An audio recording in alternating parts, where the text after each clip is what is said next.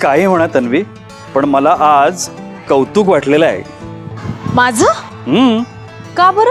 अगं, घरामध्ये एरवी तू देवघरात पाऊल सुद्धा टाकत नाहीस आणि इथे पूजा मात्र अगदी तन्मयतेनं केलेली आहेस. खरंच आपण तसे करंटेच असतो ना रे. आपल्याजवळ सगळं काही असतं, पण तरी आपल्याला असं वाटत असतं की आपल्याकडे काहीच नाही आणि आपल्याला त्याचा स्पर्शच कळत नाही.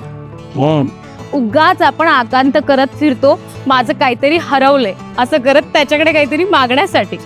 मग तू काय मागितलं? खरं सांगायचं तर मी जेव्हा घरातून निघाले होते ना, तेव्हा मी असा विचार केला होता की मी त्याच्याकडे काहीतरी मागेन.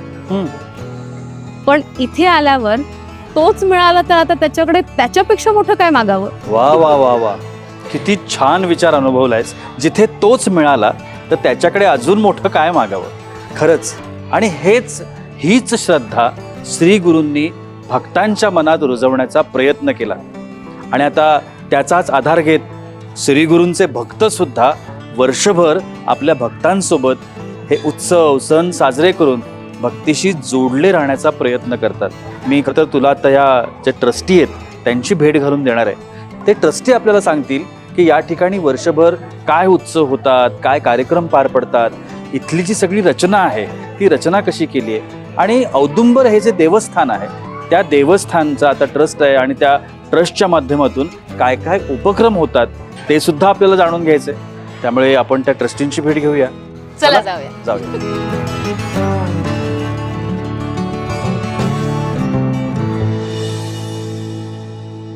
खरंच पाटील साहेब, हा जो सगळा परिसर आहे ना, हा खूप प्रसन्न आणि आम्ही आल्यापासून दोघेही इकडे बघतोय. एवढं छान तुम्ही सगळ्यांनी हे इथलं मेंटेन केलंय किंवा इथे हा जो सगळा परिसर आहे त्या सगळ्याची स्वच्छता आणि हे जे सगळं केलंय, मला त्या सगळ्याविषयी म्हणजे ट्रस्टचं जे तुमचं कार्य आहे, तुम्ही खूप सामाजिक उपक्रम पण या ठिकाणी राबवता, तर त्याविषयी मला जाणून घ्यायला आवडेल. दत्त सेवा मंडळ हे आमचे मंडळ 2018 साली स्थापन झालेलं आहे साहेब. अच्छा. 2018 साली स्थापन होऊन आमचं कार्य फक्त मंदिर परिसर आणि अन्नक्षेत्र. जेवढं मंदिर परिसरात जसे नरसोबावाडी डेव्हलप झाल्या तसे मंदिर आपले का डेव्हलप नाही, या हेतून सर्व लोक एकत्र आले, युवक पिढी, आणि ते स्थापन केले 2018ला. अच्छा. पहिली आम्ही स्थापना केल्यानंतर पहिलं आम्ही स्वच्छतेची मोहीम आखली. पहिली इथं स्वच्छता फार कमी होती. बरं. स्वच्छता केली, घाट परिसर, परत जे भक्त येतात त्यांच्या मुलांनी खेळण्याची इकडं डावीकडच्या बाजूला सोय केलेली आहे, पार्किंगची सोय केली. नंतर आम्ही ऑफिस काढून अन्नक्षेत्र उभा केलं. दत्त सेवा मंडळ हे आहे, हे आमचं 2018 साली स्थापन झालं. आज 7 वर्ष झाले स्थापन आहे. रोज कमीत कमी सोमवार ते रविवारपर्यंत 1000 माणूस जेवतं. गुरुवार पौर्णिमेचं 10-20 हजार, दत्त जयंतीला लाख पब्लिक जेवतं. एवढी सोय केली जाते. आमचं प्रथम कार्य भक्तांची जेवढी काही इच्छा असेल ती पूर्ण करणे. भक्त जे काय सजेशन देतील त्याचं आम्ही काम करत राहायचं. दुसरी गोष्ट, भक्तांनी कुठलाही इथं त्रास झाला नाही पाहिजे. जेणेकरून इथं परिसरात आलं की त्यासनी शांतता, हे ठिकाण तसं महाराजांचं शांततेच आहे. बरोबर. त्यामुळे शांतता ही पहिलं प्रिय आहे. आणि आम्ही सुरुवात केली अन्नदानापासून. अच्छा. आज जवळजवळ 5 कोटीचं आम्ही अन्नदान घातलेलं आहे 7 वर्षात. असे आमचे विविध उपक्रम आहेत. आणि जेणेकरून पहिलं प्राधान्य आमचं असेल ती स्वच्छतेला असेल. जेवढी स्वच्छता देतील तेवढं आम्ही लोकांच्या सेवेसाठी आहे. आणि दत्त जयंतीला कमीत कमी आहे 20 ते 30 हजार लोकांची प्रसादाची सोय असते. तसेच आमचा उपक्रम आहे की दर पौर्णिमेला शेवटच्या शनिवारी गुरुचरित्र पारायण असतं. सर्व भक्तांनी याची नोंद घ्यावी की गुरुचरित्र पारायण हे दर शनिवारी शेवटच्या महिन्यातल्या शनिवारचं असतं. शेवटच्या आठवड्याच्या शनिवारी गुरुचरित्र पारायण असतं. ते त्या ह्याच्यावर होतं. त्यांची जी काही सोय असेल ती आमच्या मार्फत सेवेत केली जाते. वा वा पाटील साहेब, खरंच. अहो, जेव्हा इथे आम्ही आलो त्यावेळेला या सगळ्या गोष्टींविषयी आम्हाला खरंच माहिती नव्हती. म्हणजे आम्ही सगळा परिसर बघितला. ट्रस्ट तुमचं खरंच खूप छान काम करताय. तुम्हाला शुभेच्छा. तुम्ही खूप छान पद्धतीनं हे सगळं करताय. येऊ आम्ही. थँक्यू. ये.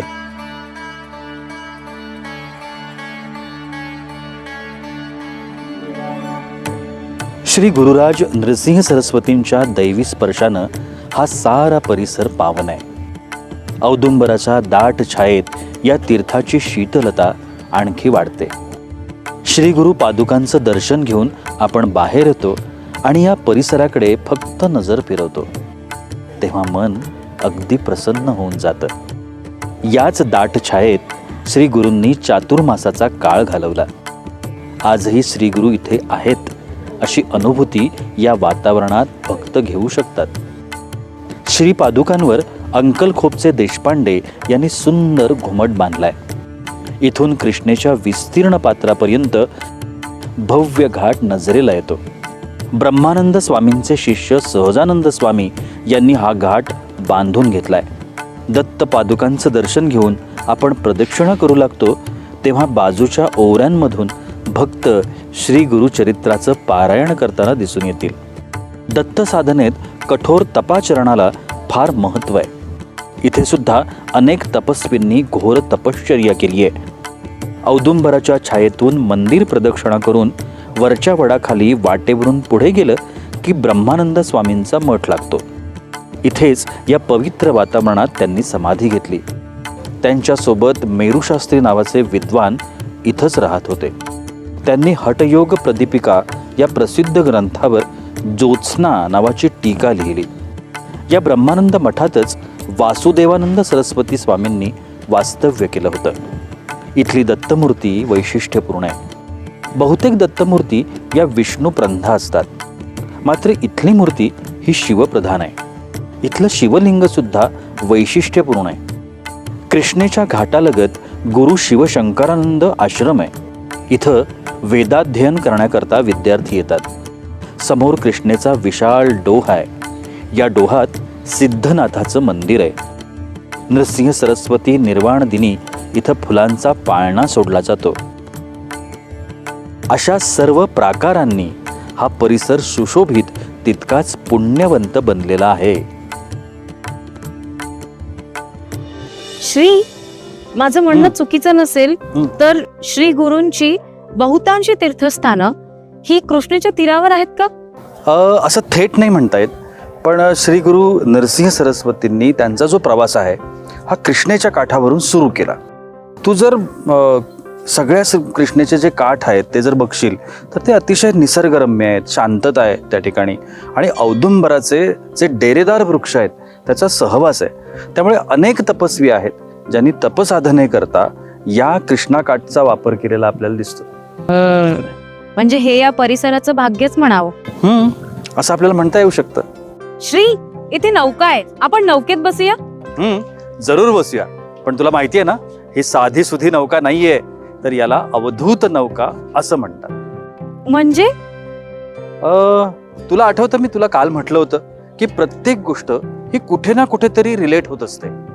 त्याच्याही पुढे जाऊन मी असं म्हणेन की प्रत्येक गोष्ट ही भगवंताशी जोडलेली असायला पाहिजे. अगदीच.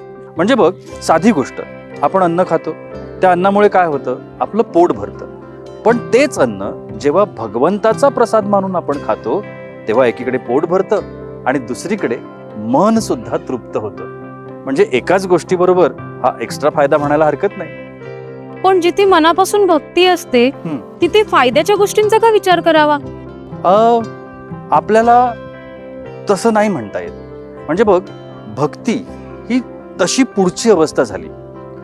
माणूस व्यवहारांच्या पायऱ्या तोडत तोडत इथपर्यंत आलेला असतो.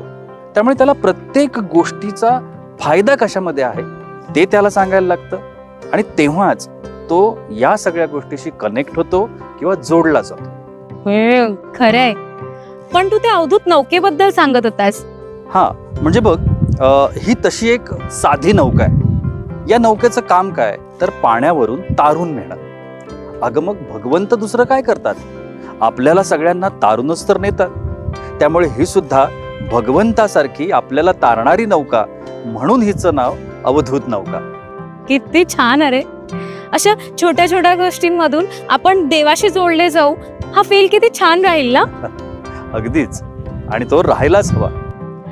बरं, ती अवधूत नौका आपल्याला नेते कुठे? तुला बघायचंय? हो, चल दाखवतो. चल. ये.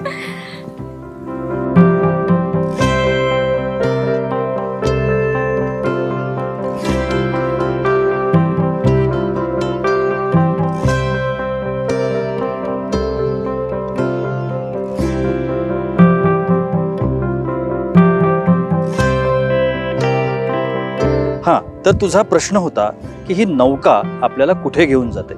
ते मी तुला सांगतो, पण त्याच्या आधी मी तुला एक छोटीशी कथा सांगतो. पूर्वीच्या काळी करवीर नगरी म्हणजे आत्ताचं कोल्हापूर, या करवीर नगरीमध्ये एक ब्राह्मण पुत्र राहत होता. तो मूढ ब्राह्मण पुत्र म्हणून लोकांच्या कुचेष्टेचा विषय झाला. त्याच्या आईनं खूप सारे प्रयत्न केले, ती अनेक तपस्वींना भेटली, पण काहीच उपयोग होत नव्हता. शेवटी तो जो पुत्र होता तो इथे आला. आणि इथे जर तू बघितलं तर इकडे पलीकडे तीरावरती एक भुवनेश्वरी मातेचं मंदिर आहे. त्या मंदिरामध्ये तो गेला आणि तो भुवनेश्वरीला शरण गेला आणि त्याने आपली जिव्हा म्हणजे जीभ त्याने भुवनेश्वरीला वाहिली. आणि त्यानंतर भुवनेश्वरी माता त्याला प्रसन्न झाली आणि तिने त्याला दृष्टांत दिला. तिने काय दृष्टांत दिला की समोर औदंबराच्या वृक्षाखाली एक तपस्वी राहत आहे, त्यांचं नाव आहे स्वामी नरसिंह सरस्वती. तू त्यांना शरण जा. आईची आज्ञा मानून हा मुलगा इथे आला आणि तो नरसिंह सरस्वतींना शरण गेला. नरसिंह सरस्वतीने त्याचा उद्धार केला.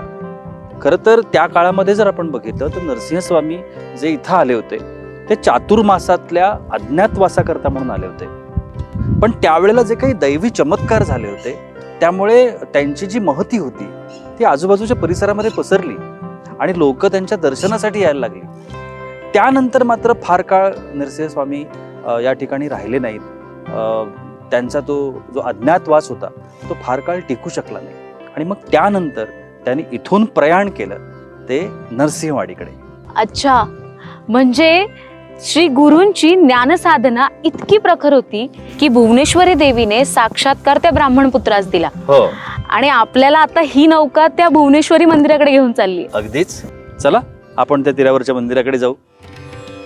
औदुंबर क्षेत्री श्री गुरूंचं चातुर्मास काळात वास्तव्य होतं. मात्र हे जगाला कळलं ते भुवनेश्वरी देवीमुळे. इथे औदुंबराच्या पहिल्या तीरावर भिलवडीच्या रानात भुवनेश्वरी देवीचं हे मंदिर आहे.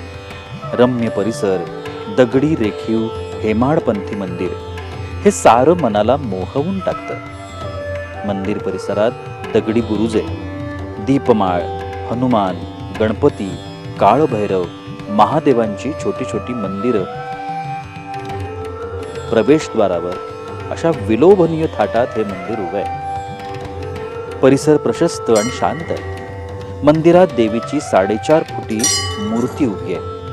वास्तुशिल्पाचा हा उत्कृष्ट नमुना आहे. रेखीव दगडांमुळे या सौंदर्यात भर पडते. औदुंबराला येणारे भाविक या मंदिराला हमखास भेट देतात. परिसरातली माहेरवाशीण खणा नारळानं या देवीची ओटी भरते. कोणत्याही ऋतूमध्ये इथलं वातावरण नेहमीच समाधान देणारं भासतं.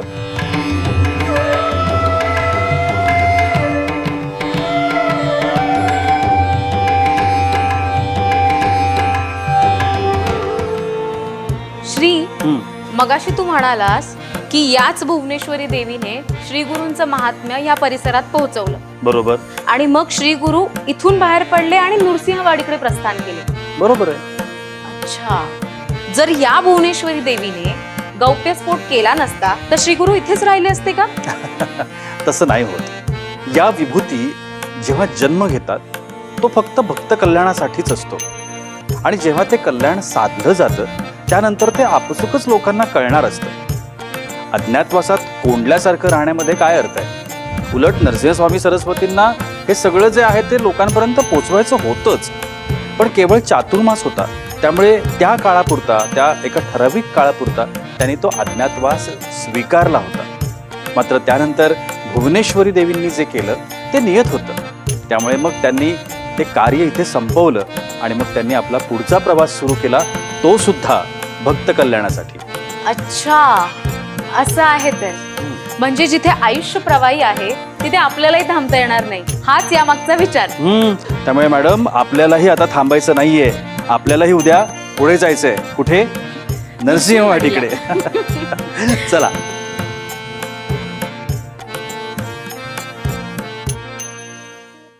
ब्रह्म म्हणजे भव, भव म्हणजे भवसागर. बघा, जीवन आपलं एक सागराप्रमाणे असतं.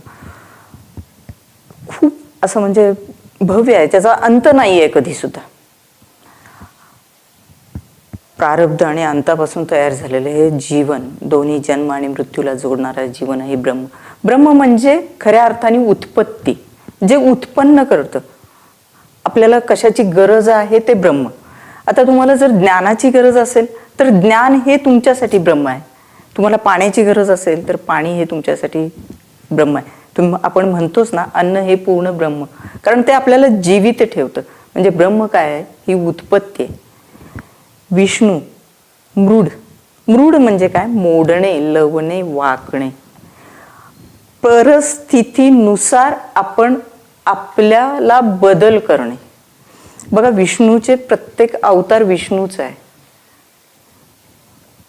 आपल्याला ज्या वेळेला जीवनामध्ये जगताना आपली जशी परिस्थिती येते त्या पद्धतीने आपले स्वभाव बदलले जातात. आपल्याला विनाकारणच कधी राग येतो, विनाकारण येत नाही, समोरची परिस्थिती बघून राग येतो, प्रेम येतं. म्हणजे भावनिक आपण होत जातो. प्रत्येक भावना आपली जागृत होते. यालाच विष्णू म्हणजे काय? मोडणे, लवणे, परिस्थितीनुसार स्वतःला बदलणे. आणि लय, हर म्हणजे शिव. शिव म्हणजे काय? शिव म्हणजे अंत, हरण जाणं, मोक्ष, अंत. म्हणजे शिव म्हणजे प्रारब्ध पण तोच आहे आणि अंत पण तोच आहे. शिवाला स्मशानातली देवता म्हणतात. शिवाला भूत, पिशाच, पशुपती, नाथ म्हणतात. त्यामुळे शिव हे अखेरचं सत्य आहे.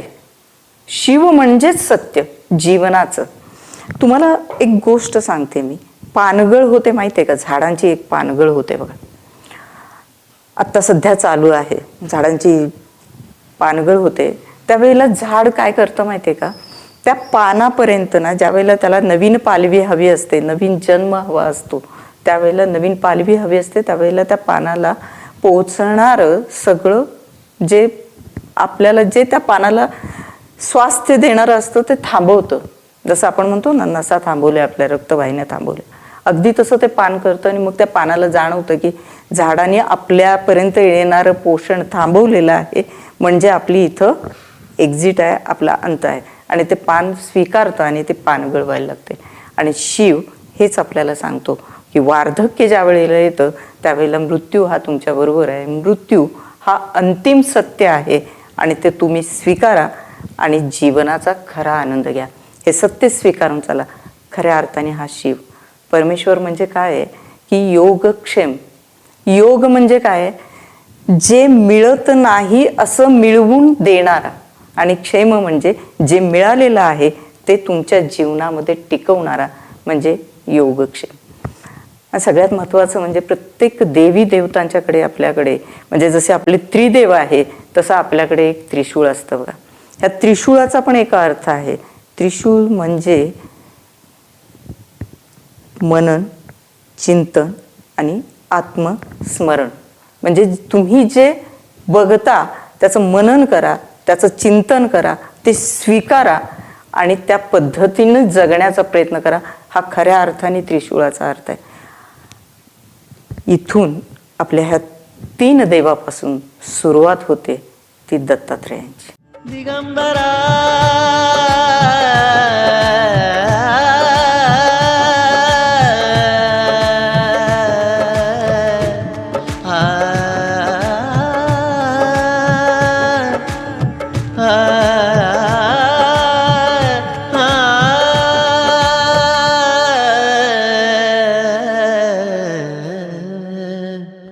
दिगंबरा